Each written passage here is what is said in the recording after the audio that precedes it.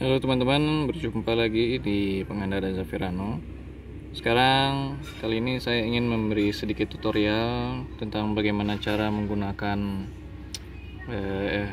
ECU Hacker, software ECU Hacker ini, terutama teman-teman yang baru membeli kabelnya dan menggunakan software ini. Pertama yang perlu kita lihat di sini adalah versi ECU-nya. Ada versi ECU yang DLV-nya masih MT05, ada yang sudah MT05.2, jadi bisa dipilih di sini. Itu fungsi pertama. Lalu fungsi kedua EcoTest. Ya, EcoTest ini. EcoTest itu untuk mengecek apakah kabel Anda ori apa tidak. Nanti hasilnya bisa dilihat di trace. Nah, harus muncul semuanya 100 blok ini hijau semua. Dan kecepatannya masih within acceptable range lah pokoknya. Itu berarti kabel Anda sudah oke dan sudah bagus koneksinya. Bisa dipergunakan untuk men-scan, untuk mengupload tabel-tabel ECU dan yang lainnya. Lalu kita kembali ke tab kontrol. Fungsi lainnya adalah merecord. Jadi kalau mesin Anda hidup, lalu Anda bisa sambil merecord kondisi mesin Anda ketika hidup, nanti akan bisa dicek di dashboard atau di graph. Setelah direkam, nanti akan muncul filenya di sini sesuai namanya apa. Jadi tadi barusan saya merekam ini namanya, nanti akan muncul di sini. Ya, bagian atas. Ya, ini seperti ini. Baru nanti klik play log filenya. Lalu kemudian yang kedua adalah menunjukkan error code. Error code yang bisa di sini. Ini tidak sedang koneksi. Atau bisa clear untuk apabila ada error code dan kemudian sudah diperbaiki, bisa klik ini clear. Lalu reset EPROM ini adalah reset ECU, sebetulnya reset parameter ECU dikembalikan ke factory settings. Dan ini tergantung ya, kalau untuk MT05 katanya tidak bisa, jadi harus model kunci itu yang 5 detik. Kalau MT05.2 itu bisa melalui ini katanya, seperti itu. Saya belum pernah menggunakan sih, mengecek sih. Lalu yang kedua adalah flashing. Nah, ini adalah salah satu keunggulan software ini. Sebelumnya backup dulu ya. Jangan lupa di backup dulu, di download entire flash memory dari ECU Anda. Nanti konekkan aja, nggak harus dikontak on kok. Jadi tetap langsung dikonekkan, itu dia langsung dapat power. Anda bisa download, terus klik namanya apa, kemudian klik download. Setelah itu nanti direkomendasikan, saya rekomendasikan itu pilih yang ini aja nih, upload calibration area only, karena lebih aman ya. Jadi nanti bisa pilih apa ECU nya filenya, terus patch filenya. Setelah Anda edit nanti di tab tuning ini akan muncul patch file, lalu bisa upload di sini. Sekali lagi yang direkomendasikan, saya rekomendasikan itu adalah upload calibration only, jangan gunakan yang ini. Karena kalau Anda fail, firmware areanya itu Anda upload, bisa ngebreak nanti untuk ECU-nya. Jadi tidak aman. Lebih baik rekomendasi adalah calibration only. Oke, saya coba akan mainkan untuk log file yang sudah saya buat. Saya play. Lalu kita akan lihat di dashboard. Ya. Tampilannya akan seperti ini di dashboardnya. Ini motornya sedang jalan, bisa dilihat di sini. Parameternya semua hidup semua, dan beberapa keterangannya juga muncul kok di sini, seperti itu. Jadi ignition voltage ini adalah mengukur setelah busi kalau nggak salah pengisian baterai yang diproduksi oleh spool atau magnet. Ini adalah coolant temperature, ignition on, seperti itu. Dan ini kecepatan motor, RPM-nya. Speed targetnya itu sesuai sudah di set oleh ECU berapa. Lalu di sini ada beberapa sensor sebetulnya, rollover. Jadi kalau misalnya motornya jatuh, tuh otomatis rollovernya akan hidup dan motor tidak akan bisa di starter, jadi harus di reset dulu. Lalu ada CKP sensor ini juga. Waktu itu beberapa ada teman-teman yang error. Jadi CKP itu yang sensor crankshaft yang ada di dalam spool ya. Jadi bisa dicek di sini kalau kendalanya susah dihidupkan atau mati-mati di jalan. Perhatikan beberapa sensor ini apakah dia hidup atau tidak. Lalu Ini sebetulnya kalau di defaultnya ada silinder 1 dan silinder 2. Nah, karena kita Javeran Auto hanya ada satu silinder, jadi sebetulnya silinder kedua itu hanya clone aja, jadi bisa dihapus. Jadi kita perhatikan sini silinder 1, ini voltage oksigen sensornya, dan ini adalah bukaan injektornya. Jadi bisa diperhatikan.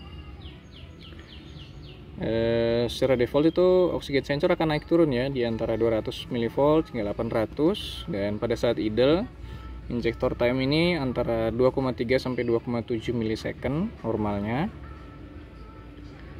Terus yang perlu diperhatikan lagi adalah short term correctionnya dan kemudian long term correctionnya. Nah, biasanya kalau injektornya ada masalah atau full pumpnya ada masalah akan terlihat di sini, di long termnya ini. Cara melihatnya bagaimana? Jadi secara normal idle-nya itu long term full trimnya itu di bawah 1 ya. Kalau 1 itu berarti ideal. Jadi kalau dia di bawah 1 itu artinya dia mengurangi. Sorry, kita lanjut. Jadi idealnya adalah di angka 1. Kalau di bawah angka 1 dia artinya mengurangi pasukan bensin. Kalau di atas 1 dia artinya ECU menambah asupan bensin. Jadi normalnya adalah seperti ini ketika idle itu di bawah 1 di angka sekitar 0,8, dan kemudian short term correctionnya juga tidak tinggi, 0,01 0,03% itu sudah maksimal. Tapi kalau kondisinya adalah ada permasalahan di injektor, ada permasalahan di fuel pump, itu biasanya akan muncul di sini. Kalau fuel pumpnya contohnya lemah, tekanannya lemah, ini biasanya long termnya akan di atas 1 dia, 1,3, 1,2. Artinya dia ECU-nya meminta bensin lebih dia. Dan begitu juga dengan short termnya. Biasanya kalau long termnya akan naik, short termnya juga akan naik dia. Seperti itu. Jadi seiring dia. Dan seiring ini ECU itu mengatur berdasarkan long term dan short term ini, dia akan meminta injektor untuk membuka lebih. Jadi dia parameter LFT dan short term ini dia mengatur bukan injektor pada saat kondisi RPM tertentu. Biasanya kalau Anda lihat injektor yang di atas 2,7, kemudian long termnya kok di atas 1, dan begitu juga short termnya, berarti ada kemungkinan permasalahan di fuel pump unit atau injektornya. Jadi bisa dicek satu-satu antara debitnya kah atau pressure fuel pumpnya kah, yang lainnya. Fuel efficiency ini juga sesuai tabelnya, normalnya segini kalau idle. Dan kemudian di sini adalah fuel pumpnya. Ini rasio targetnya 14,6 seperti biasa. Nah, DFCO ini adalah fitur dari FCU-nya, dimana dia ketika kecepatan 3000 antara 2500 rpm, kalau kita lepas gas, biasanya DFCO ini akan aktif. Dia artinya dia memotong, menstop asupan bensin. Nanti biasanya Anda lihat di sini akan 0 ya injektornya. Nanti kita bisa lihat di bagian grafik. Lalu spark ini ya cuma parameter ini aja, bagaimana dia mengatur pada sudut berapa busi memantik api. Lalu di sini ada asupan udara yang diatur oleh ECU atau idle air controlnya, integralnya berapa, position targetnya berapa. Pada saat idle sih normalnya nih di angka 40 hingga 38. Jadi kalau misalnya ada kekurangan dari situ bisa dilihat lagi apakah ada kebocoran di intake airnya, di total bodinya, dan yang lainnya, sensornya. Lalu sensor MAP ini juga yang ada di total body bisa dilihat pressure-nya apakah ya masih bagus apa tidak. Ketika Anda membuka total body dan kemudian menutup total body, harusnya MAP ini akan merespon dari tekanan udara yang ada di total body. Seperti itu sekilas. Kemudian salah satu fitur lainnya adalah yang saya gunakan adalah fitur graph, biasanya untuk menganalisa kondisi atau rekaman ya. Dan di sini kita bisa pilih presetnya itu apa aja. Saya sudah buat di sini presetnya. Sepertinya terhapus ya, sebentar. Kalau nggak salah sih main parameters ya, coba. Lalu kita create graph, dia akan menarik datanya dan kemudian membuat grafik sesuai ini. Jadi ini semua grafiknya sesuai parameter yang ditangkap. Ini adalah ignition voltage, engine-nya running apa tidak. 1 itu running, 0 itu tidak, seperti itu. Ignition on. Ini correction-nya dari idle air control-nya.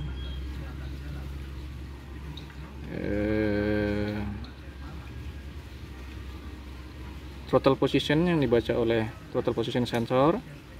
Ini ketika tidak ada bukaan dari throttle-nya, kemudian saya buka, tutup, kemudian saya buka lagi, seperti itu. Dan biasanya terlihat nanti engine-nya akan rev up di sini, engine speed.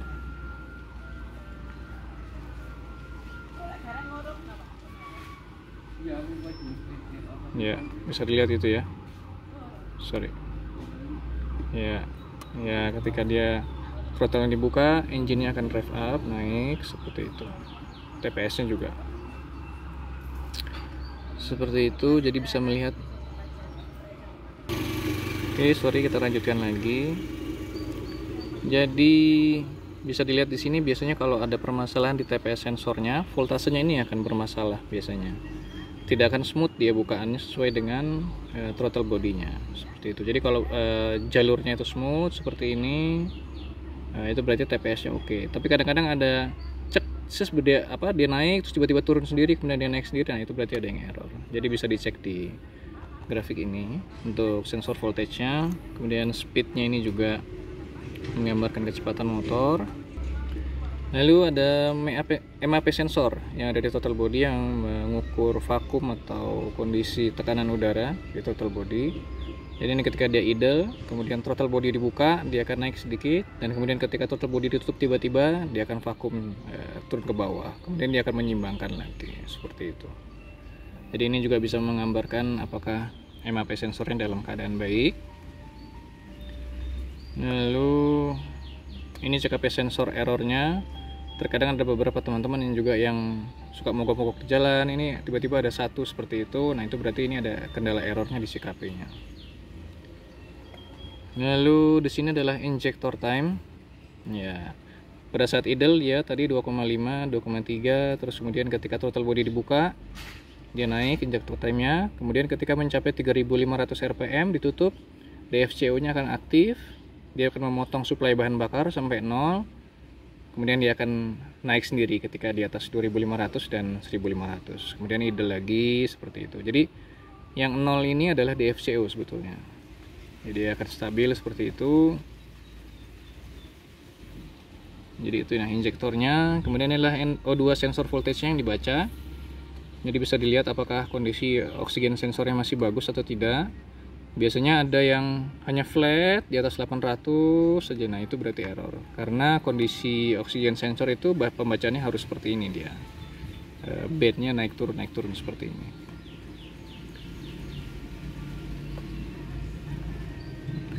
Lalu ini yang saya sebutkan tadi, long term LTFT atau long term full trim. Ya, ketika di kondisi idle harus di bawah 1 dia. Jadi dia mengurangi bahan bakar sebetulnya. Dan ketika throttle dibuka, dia akan menyimbangkan hingga kondisi ideal. Ketika throttle ditutup, dia otomatis akan mengurangi bahan bakar lagi, seperti itu. Dan ini perhatikan kalau kondisi full pumpnya atau injektornya ada permasalahan, karena oksigen sensor membaca ada kekurangan bahan bakar atau seperti apa, dia akan menyesuaikan ECU-nya sebetulnya. Dia akan berusaha menyuplai lebih, jadi akan naik lebih dari 1. Nah itu pertanda ada permasalahan di delivery full pump aja atau delivery bensin Anda ke dalam mesin. Jadi ini bisa diperhatikan LFT dan kemudian short termnya juga. Short termnya adalah seperti ini.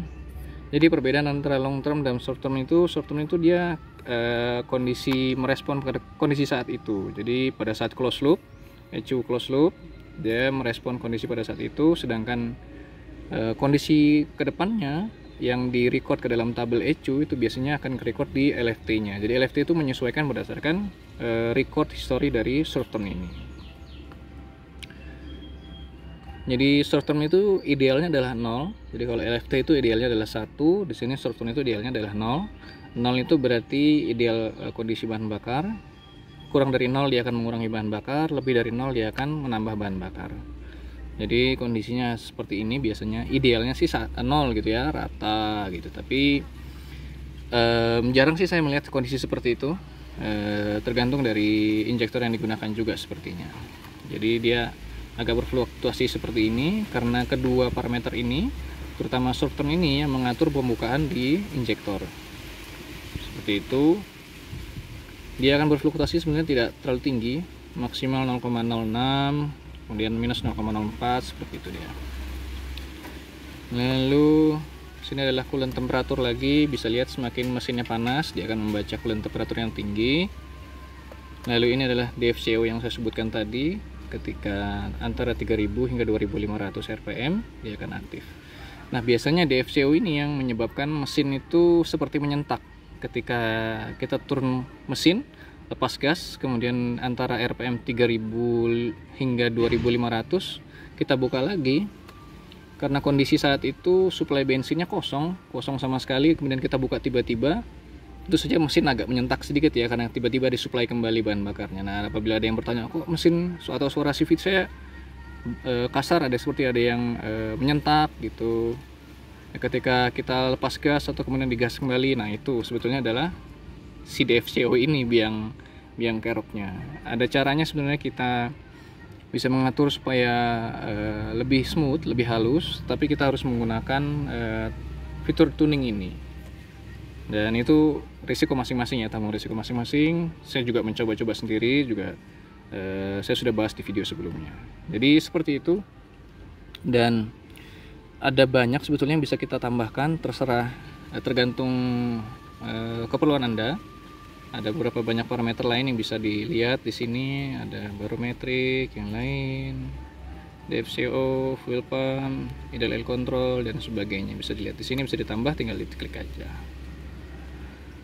Oksigen sensornya juga bisa, ready-nya, reach atau lean-nya bisa dibaca semua di sini. Oke, kira-kira kurang lebih seperti itu. Nanti kalau ada pertanyaan, monggo bisa ditanyakan. Untuk sesi kali ini saya sengaja tidak membahas fitur tuning ini, karena fitur tuning ini sebetulnya advance ya. Saya juga waktu itu belajar kotak-kotik sendiri. Jadi tujuan dari tutorial ini hanya untuk teman-teman yang hanya ingin mengetahui atau men-scan saja kondisi motornya seperti apa, tidak untuk mengubah-ubah fitur atau tabel ECU-nya ya. Untuk hal itu nanti mungkin kita bisa bahas di lain waktu. Oke, terima kasih teman-teman sudah memperhatikan. Sampai berjumpa di lain waktu. Salam Zafir Anwar.